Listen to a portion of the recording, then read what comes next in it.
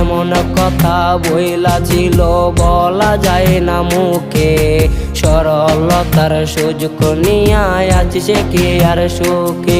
ওরে যার লাগিয়া সাইরা দিলি তুই আমারে, দোয়া করি সেজন্য তরে দোকানা যাই রে। ওরে যার লাগিয়া সাইরা দিলি তুই আমারে, দোয়া করি সেজন্য তরে দোকানা যাই